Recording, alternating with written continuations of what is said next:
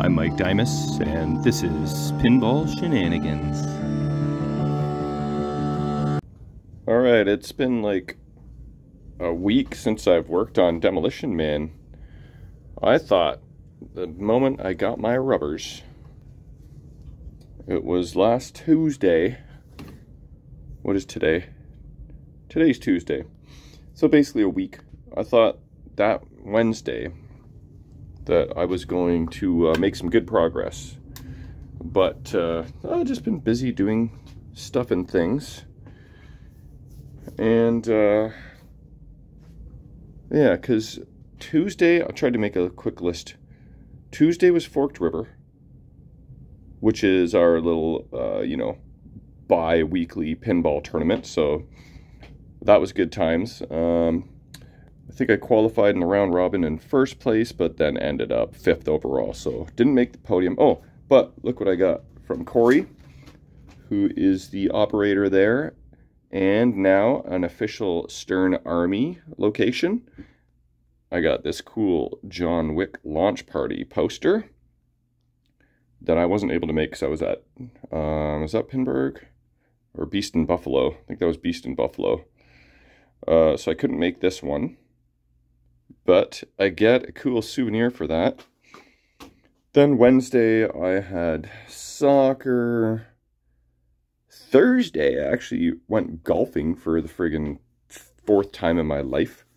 And then I was golfing all day Thursday, and then I came home and I went over to Kevin's, and we picked up the Addams Family that he just finished for me. The nice, beautiful, high-end one. Looks pretty much identical to my Addams Family. So we loaded this up. And not this, but you know what I mean. The other Addams Family that looks just like this. Loaded it up, brought it over to Forked River, and I removed my Johnny mnemonic, which has been there for a while. And I think, you know, novelties kind of wore off on Johnny. So put Addams Family at Forked River for people to play and removed Johnny mnemonic. So that was my Thursday night. And then Friday, I think I was playing Mega Touch with Jamie. Saturday, oh yeah, Saturday was a busy day too. I got up and went over to the Graisley garage, and I traded with a fellow named Michael my Harley Davidson for his like Avengers limited edition, not the Hulk edition, just the standard edition. So I did that early in the morning. Well, not that early, like, you know, I think I met him at 11:30 or something like that. So did that swap, and then Saturday night was Kevin and Dutch's birthday tournament. So we did the whole had a full house fun tournament. And a couple things about that is that 2 of our friends, one our buddy Daryl Pelon, designed this logo for Kevin as a surprise, and we stuck this on a mug and gave it to Kevin. So he's got a mug with his face on it now, and he's got a bunch of these, so he may stick these on every machine he restores now, possibly, or I don't think he's that vain, so maybe not. But so that was a surprise for him. And then also our other friend Mark Arts took on his own accord, another Graisley Garage logo, which is pretty friggin' sweet. And I think we might have to get shirts made. Check this out. Graisley Garage. So this is a sticker. And Mark gave Kevin a bunch of these. And yeah. This is the tie-in between sort of the garage and the pinball. You got a pinball machine with some cool wheels on it. So this is pretty friggin' rad. And Mark gave Kevin this logo. I knew about this for a while now. I've been keeping it secret. So I was happy. So both of these I was keeping secret. So he gave that to Kevin. And there might have to be some merch involved in this stuff. And also our buddy Alex Stagger made a friggin' really cool plaque for first place in the tournament using this logo. The Graisley Garage Grand Champion 2024 is what was put on the trophy, and maybe I'll pop in a quick photo of that. And then, so that was Saturday. Oh, and then Sunday, I ended up going on a very long road trip to buy a Frontier, which is pretty freaking sweet. Happy to have a Bally Frontier. Great game. Didn't make a whole lot of them. 1,850 of them. I just posted a video on it. And you should check that out because it was a fun little pinball pickup adventure. Left at like 10 a.m. in the morning. Got home at 7:30 at night. Then I met a cool dude over at my storage unit. And he wanted to come check out my Sky Kings project. So talked with him for like an hour, and he ended up taking the Sky Kings. So Sky Kings is gone.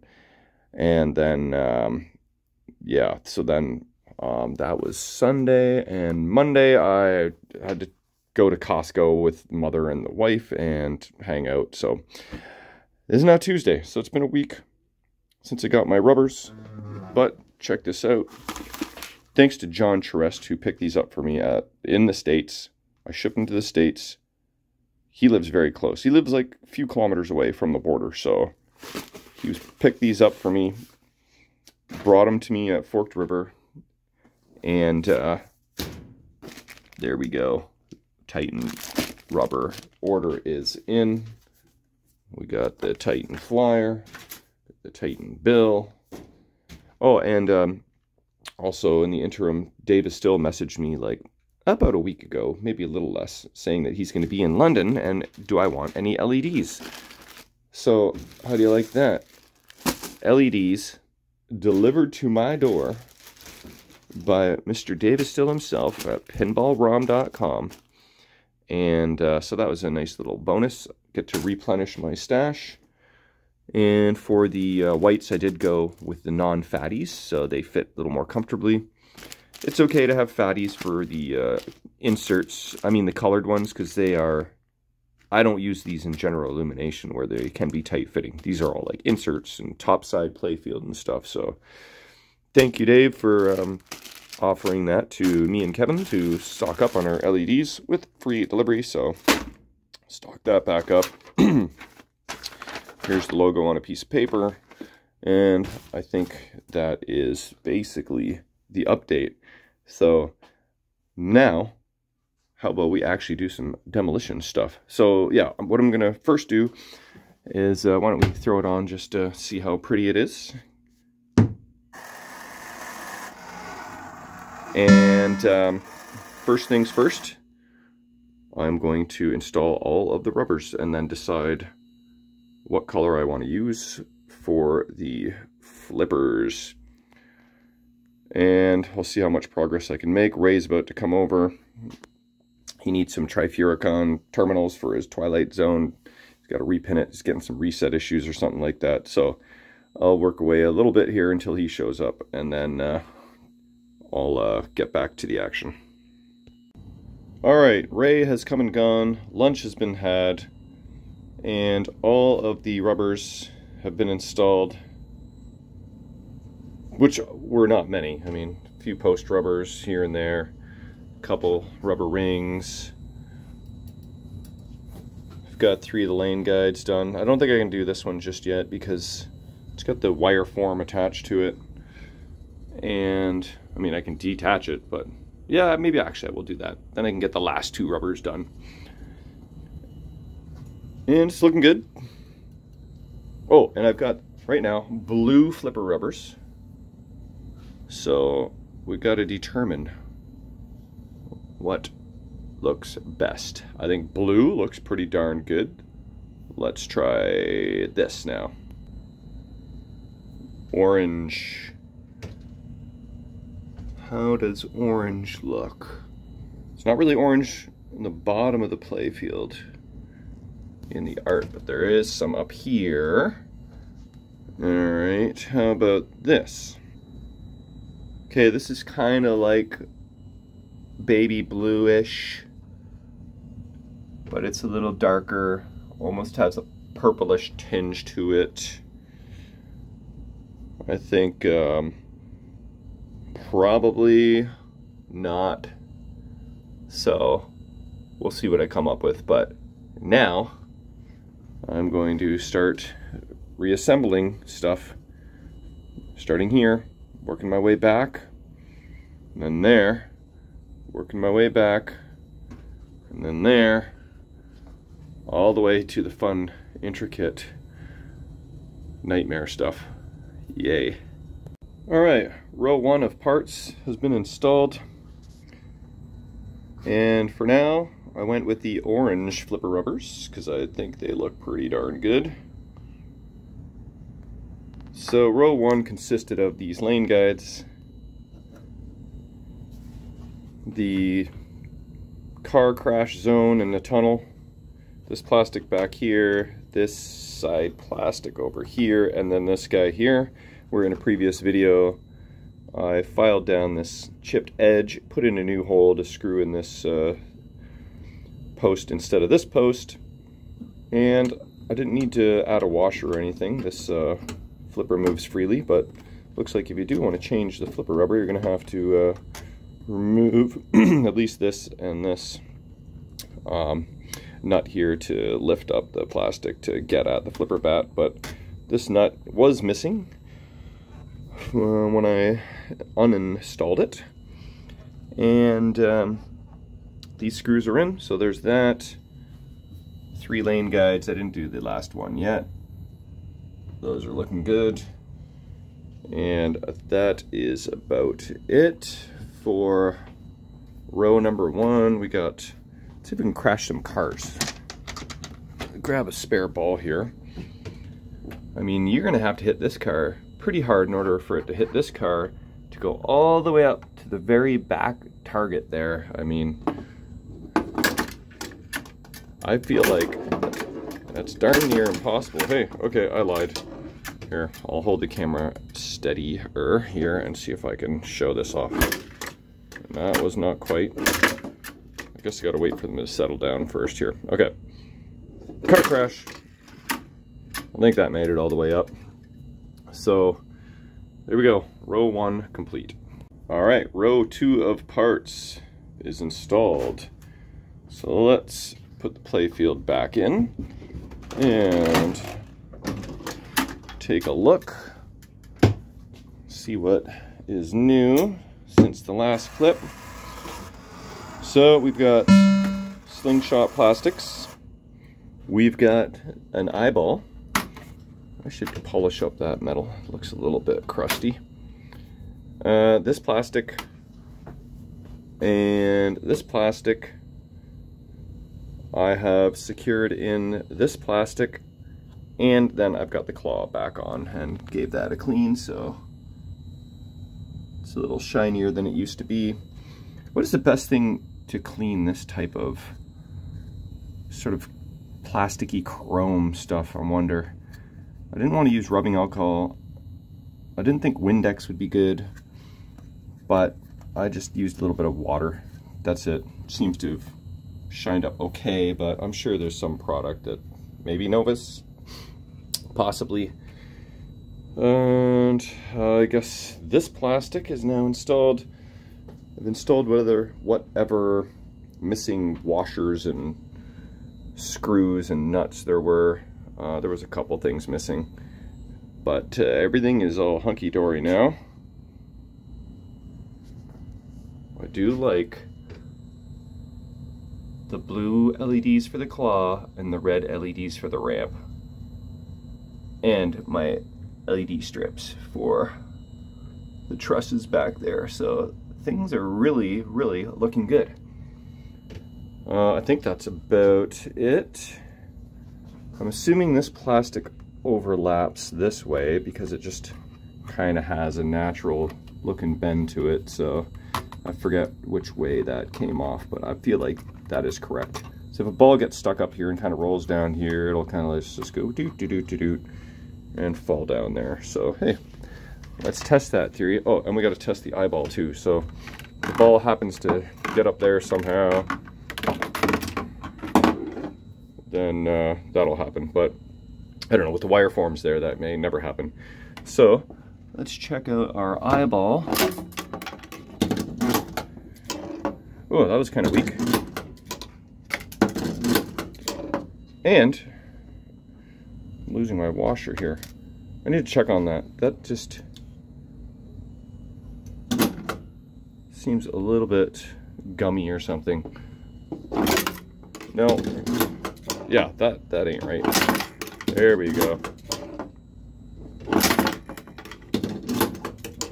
Okay, so slowly starting to look like a pinball machine, but we haven't Nordmanized it yet. Dennis Nordman likes all the 27 ramps in a game, so we have to do that next. So I'll start with this more simple row, and then it'll be into the challenging row. But first, before I even do that, I'm gonna deal with this guy here. Okay, I started taking apart that kicker, and while I have, you know, it out, I might as well clean that up. That's pretty filthy. Here's the area. I'll clean that all up. The switch is black. And here is the mech. Sometimes it's just the hinge portion gets a little gummy, but you know, it's sliding in and out pretty good. But I think best thing to do is change the sleeve and clean everything up. The hinge portion doesn't seem too gummy. It's usually this, actually, right here. This is the guy that usually gets gummy. And you know what? That does feel a little bit gummy. I bet you that is the solution. That should turn so freely, but I actually have to force it a little bit. So that, I bet you, will fix things right up. And I'll just clean everything else while I'm at it. All right, so I've taken this piece off, cleaned all of its parts, and you can see it moves nice and freely now. This was never an issue, that joint there, but everything is moving freely, cleaned up. Is this spring tapered? Yeah, so that means this end wants to go here when I reassemble it. Spring just has a slight taper to it. It's a little narrow on this end. That way it'll catch on to the link nicely. And then I ended up just cleaning up this sleeve. Lots of Q-tips and rubbing alcohol, should be fine. And then cleaned up this whole area and the little plastic saucer and adjusted this switch, which was initially like rubbing on the side, but should be good to go now. So I'll reassemble that and I'll give it another try. All right, I got everything reinstalled. It's very nice and smooth. I made life a little bit more challenging for myself because I initially put on that plastic scoop upside down, and yeah, I even looked at photos when reinstalling it. But keyhole wants to point to top of Playfield. Since I had the Playfield up, I guess it threw me a curve, and I had the keyhole on the bottom, and things were just not fitting. But now everything is good, cleaned, smooth and snappy. Now for the ultimate test, we'll put the Playfield down, stick a ball in there, and see what happens. Okay, I just noticed my eyeball. It's kind of rolling a little funny.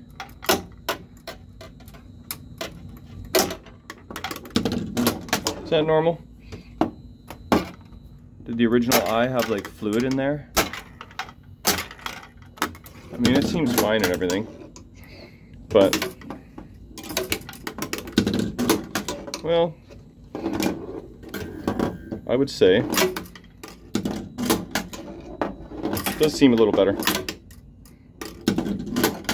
Yeah, definitely better.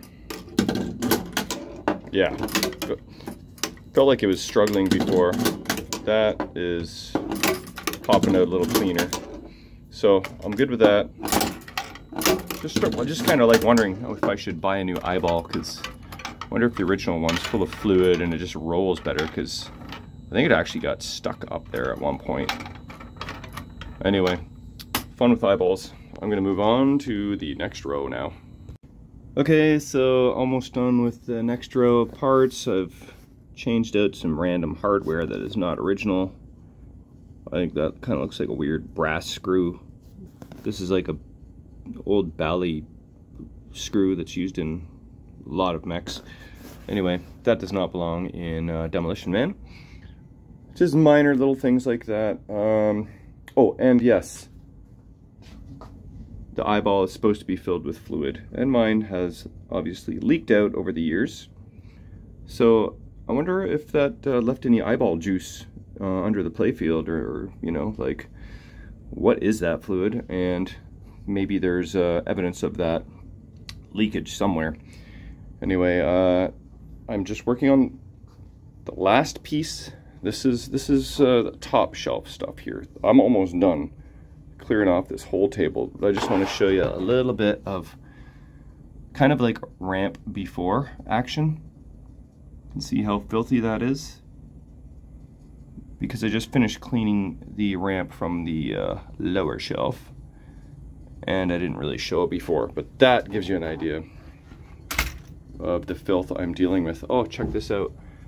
That little rubber foam piece, I found one of those in the machine and I did not know what it belonged to. Now I know it probably goes up along one of these ramps and just lost its adhesive. I don't think I kept it though, or if I did, it's in the machine somewhere. Anyway, have a look at what a little novice will do to a ramp. LED bulb in there. I checked both the flasher bulbs, they're working. There's lots of filth and ball trail, but it came out very nicely. And the ramp ends are in relative good shape. There's just a little crack on that wall, but it does have built-in metal wall protector. And then this side, I don't think there's any damage at all. In the corner there, maybe. So ramp entrance in great shape, which is nice. And yeah, so I'm gonna install this and then show you what it looks like. All right, table one, the easy table, has been cleared off. And let's have another look. What did I install since the last time? Obviously, the top right ramp, which we will get to. This plastic here, put on new screws there. That's where one of those wonky screws was. This plastic here that I had repaired. Pop bumper caps. That screw is missing, so I found one of those. And then the main ramp. That's just dry fit in there right now. All these wires feed down into there, so far so good. Everything is coming along nicely, but this is the easy part of the assembly. This is where it's going to get a little tricky. So according to my table, this guy's next, so I'm gonna take a quick little break and I'll be back. Okay, first how about a quick little kind of test to see what is and what isn't working. I mean, in theory, everything should work. Oh, so when you hit this switch, that flasher goes off. Hit that switch, that flasher goes off. Same with that switch. Oh, a lot of these are not connected. Actually, that one is. Let's see this ramp switch now. No, it's not connected. Pop pumper doesn't appear to be working. That's interesting.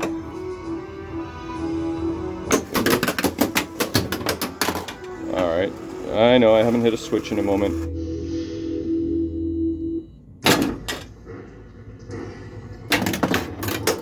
So pop bumpers aren't working. That's interesting.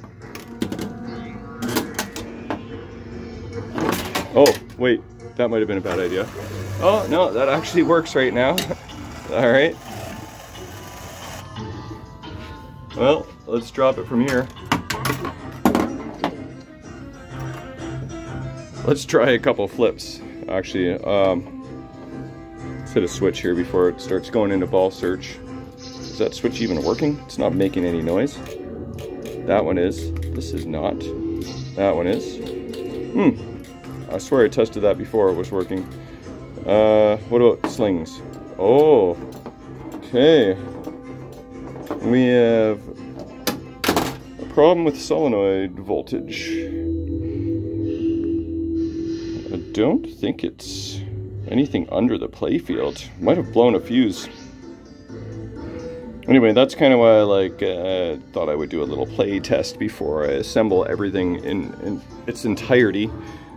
But yeah, so I think before I do any more assembly, I'm going to see if I can figure out what's going on with the solenoids and that switch and whatever else I find. But this thing is looking pretty damn good. It is coming along. Okay, starting to slowly diagnose what's going on here. The first issue was the shooter lane switch was not registering very well, so I adjusted that. That's minor. This switch actually does work, just doesn't make a sound effect. And it is not the solenoids that aren't working. It is the switches. So this switch doesn't work. Those switches don't work. But the switches for the pop bumpers and the 3 slingshots are actually not working. So that leads me to believe something might be going on with this connector that I hijacked. Is that possible?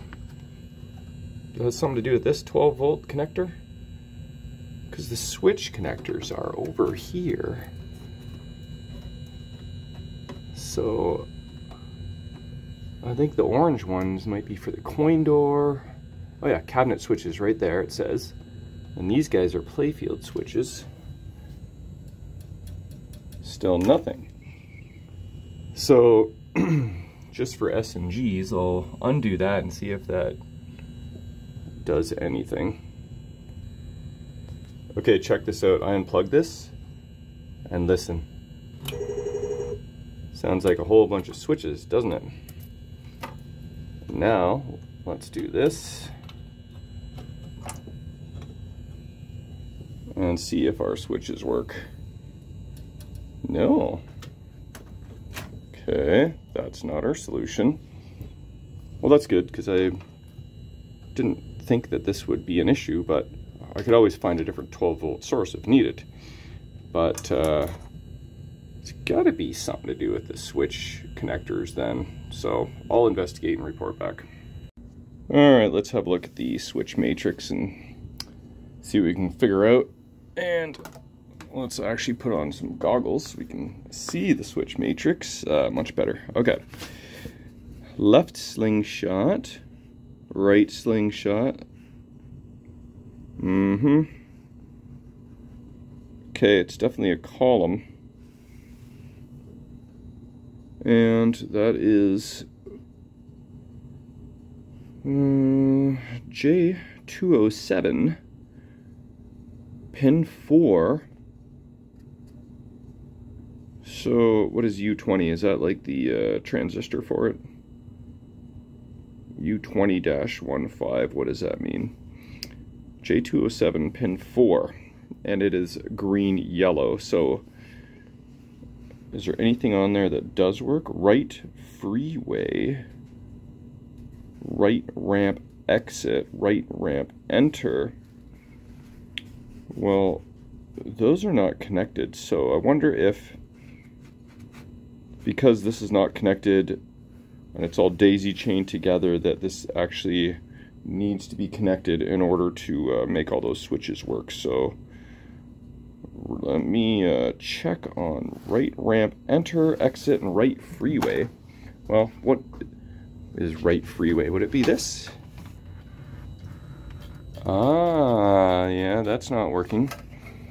So this would be right ramp enter and right ramp exit. So maybe it's just a matter of connecting that.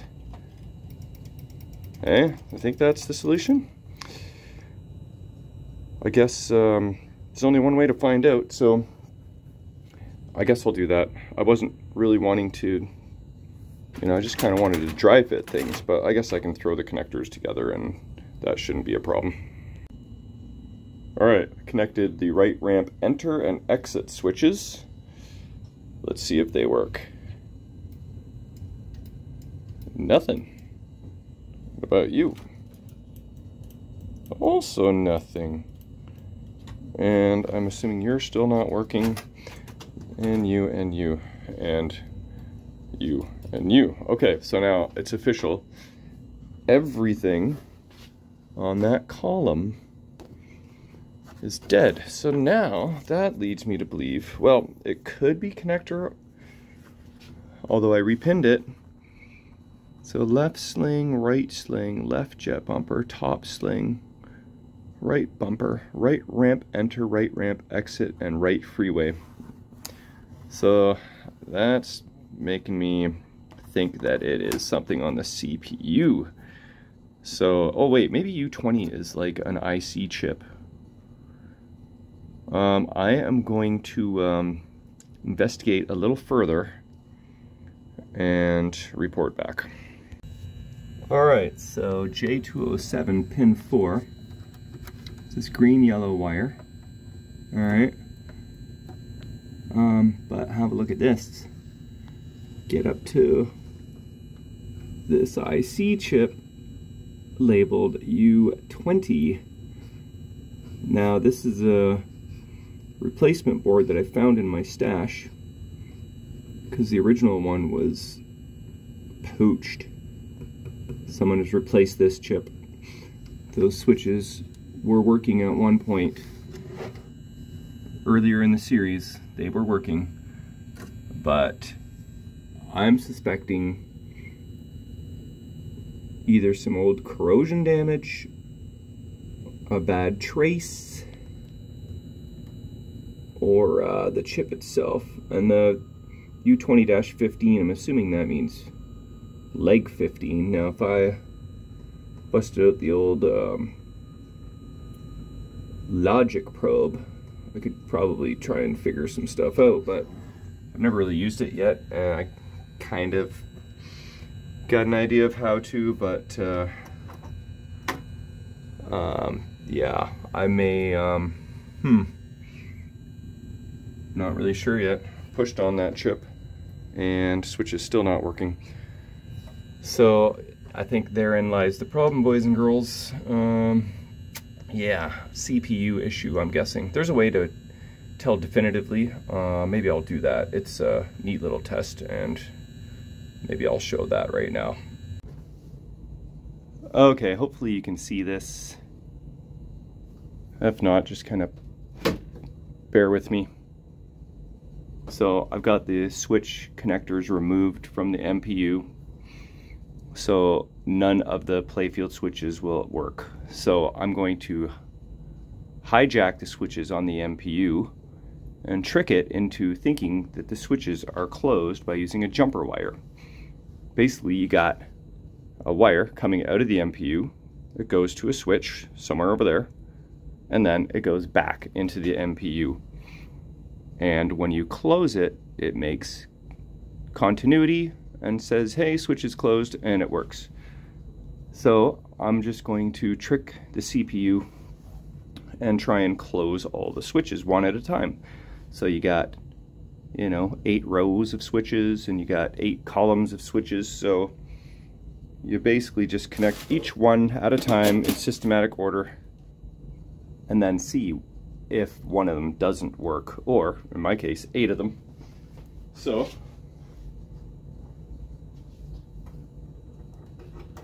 here are the connectors all removed, except for this one you don't need to remove. Now we take our jumper, stick it on pin 1 of J207. These two connectors are the same electronically. These two are the same electronically. So you can actually use the upper connectors or lower or both. So pin 1 of J207, I'm going to connect to pin 1 of J209, and let's see if I can translate the manual. 201 boo boo da boo, that should end up being ball launch switch. Let's see.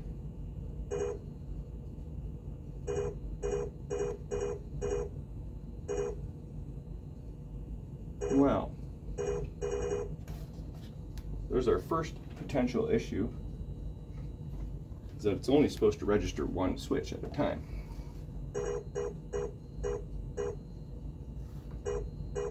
Okay, there we go. So there we go. We tricked the MPU into believing we closed the ball launch switch. I think this alligator clip is touching 2 pins actually, so I think that's my problem. Let's try and do that. Okay. So now pin 2 should be slammed till.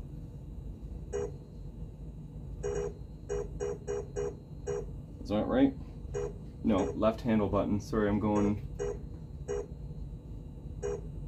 So that works. Next, start button, plumb bob. So just go through each one of these switches. Left out lane, left in lane, etc., etc. So that was going down the whole first column. So now, second column, we move over to the next pin. All right, and according to the manual, this should actually be the slam tilt. Yep, and then this should be the coin door. And then this should be buy-in button. And I go through all those, and they're working. Okay, our issue is with column 4. So let's jump right over to pin 4 here. And let's see if any of these switches work. Ooh. What is that? Trough 1. Hold on. Am I only on pin 3? No. I'm on pin 4. I thought pin 4 was supposed to take me to slingshot zone.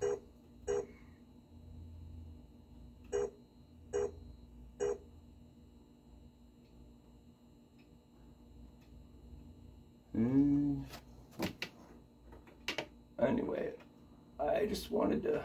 Okay, let me move over to one more. I'm not doing a very good job demonstrating this, but hey, check this out. Left ramp, enter. Right, left ramp, exit. Hold on a minute. Oh, that's left ramp. I got all excited. So, I think the issue is on the board because this here, pin 4 of J207, should be registering all of the switches that aren't working. Here we go. Check this out. My alligator clip might have been touching the adjacent pin. I think that might have been it, but with the alligator clip on my row,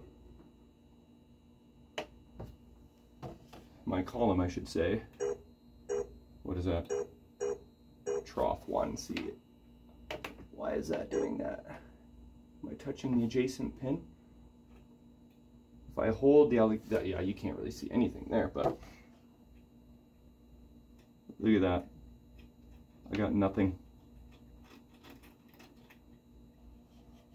So that tells me that since the playfield's not connected and the switches still don't work, it's obviously the CPU, and we kind of suspected that because this chip has been replaced. So therein lies our problem. We have a CPU issue, which is very unfortunate. Might mean I might have to send it back for repair, or I can see if I have a another one of those chips and pop that in and see what happens. But I think for now I might just resume with Playfield stuff, because this is putting me on a tangent that I wasn't really prepared to go on just yet. I want to try and get the Playfield done, so I'm going to put that on the back burner for now. But yeah, we got a CPU issue, yay. Alright, moving on to the next ramp. It's cleaned up very nicely. Got it LED'd. Checked my incandescent flasher bulb. And this is what the Playfield is starting to look like. It's definitely been fun with fitment and routing of wires. And I still have pretty much everything dry fit. And just to show you how much fun I am having, I'm going to actually record me installing this ramp and see how smooth or not it goes. It may end up being on time-lapse because it could take me half an hour. But I'll throw you on a tripod and we'll see how it goes. Well, this is actually a pretty horrible angle, but my other tripod I think is in my car and I can't be bothered to give you a good overhead view right now. I'm just more or less wanting to show you the struggles that are involved in this intricate ramp system. So let's see how long this takes. 6:27 right now.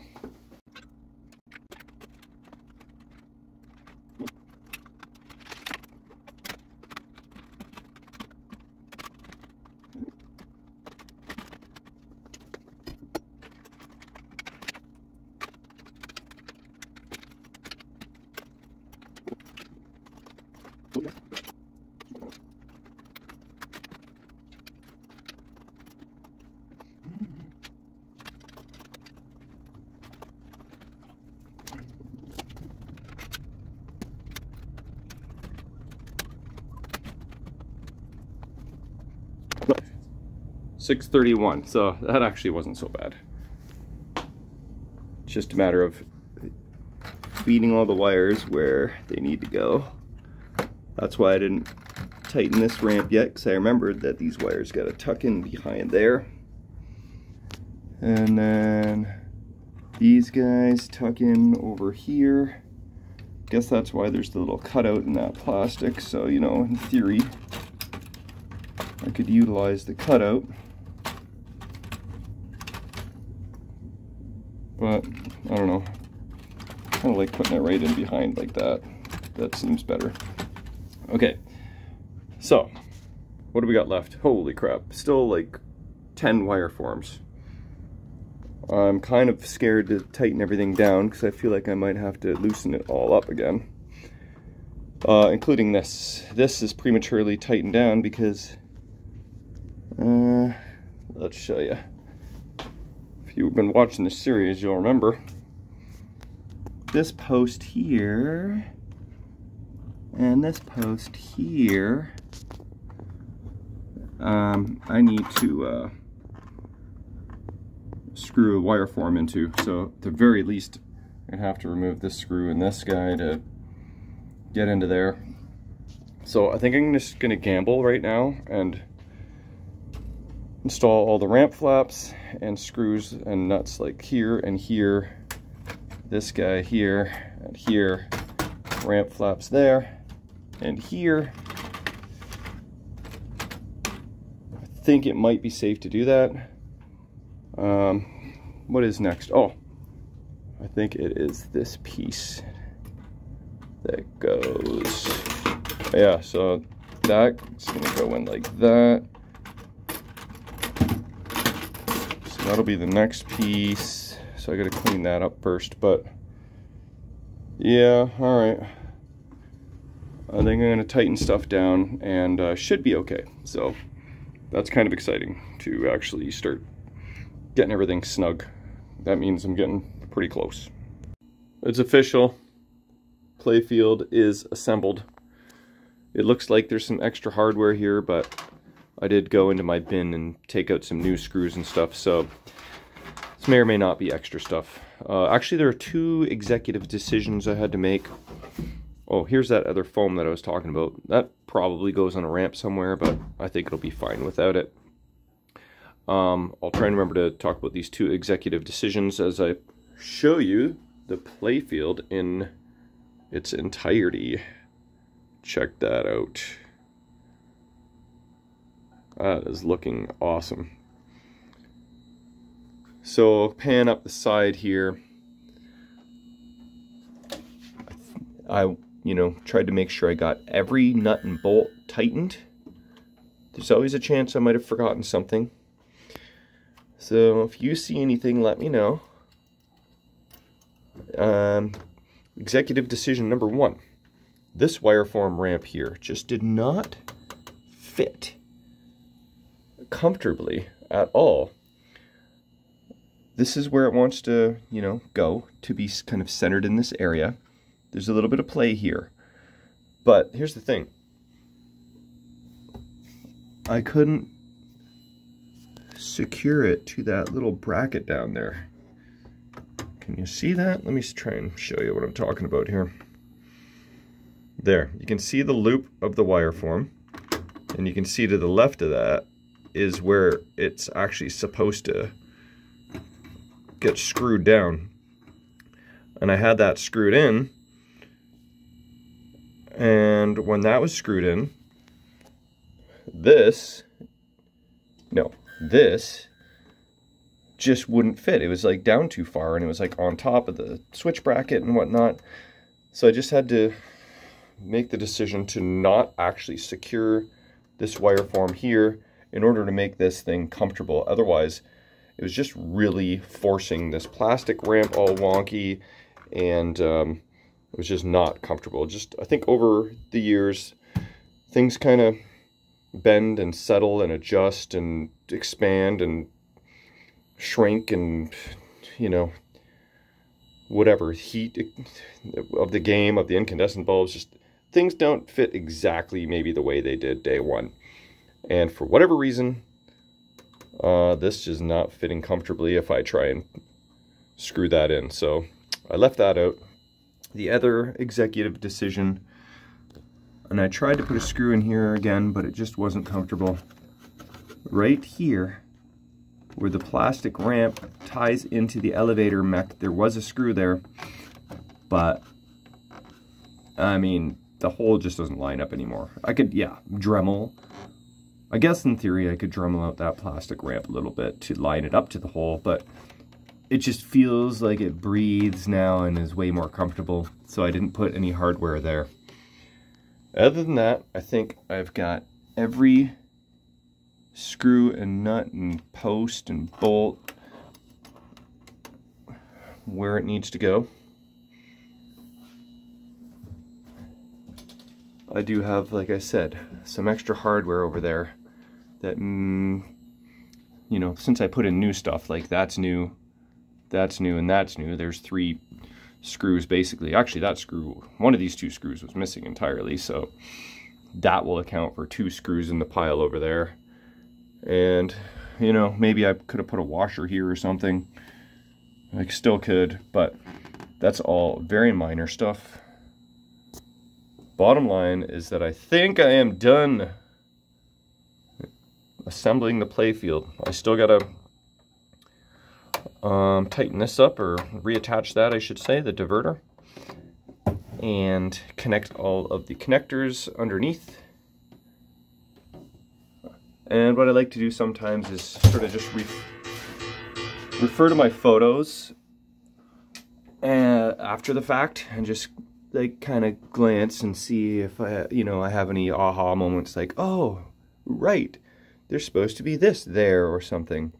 So I might scroll through my photos just to investigate, see if everything is where it should be. But yeah, everything is installed. Dennis Nordman, you are an animal, and I love it.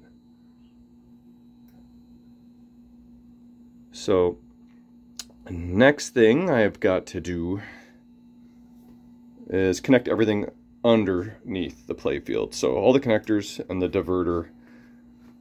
And then at that point, it's probably when I'll start figuring out what I got to do with my U20 IC chip there that seems to be causing some problems. But I should be able to do the underneath stuff in short order, so I'll be back.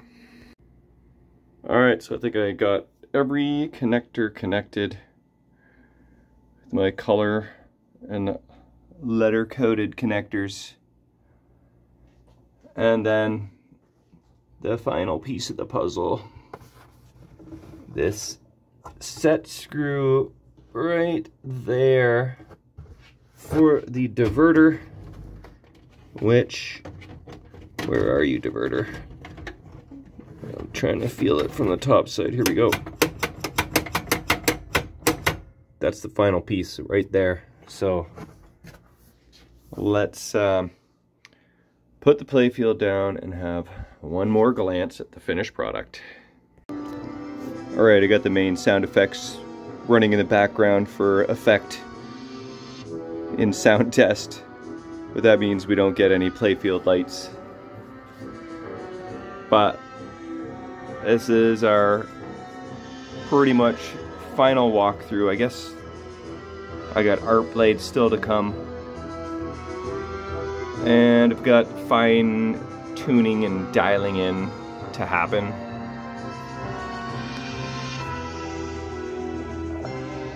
But cosmetically, playfield wise, I think we knocked it out of the park, don't you think? She's clean. Whoops.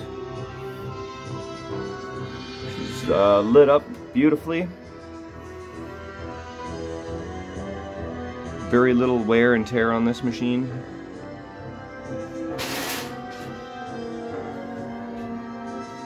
Custom apron cards, translucent rubbers, white and orange cliffy posts, the orange flipper rubbers. I think I'll just leave them for now, they look good.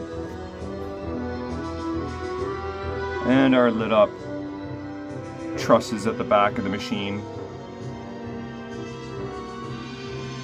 I think this guy might deserve a colored EMD too, so that may be coming soon.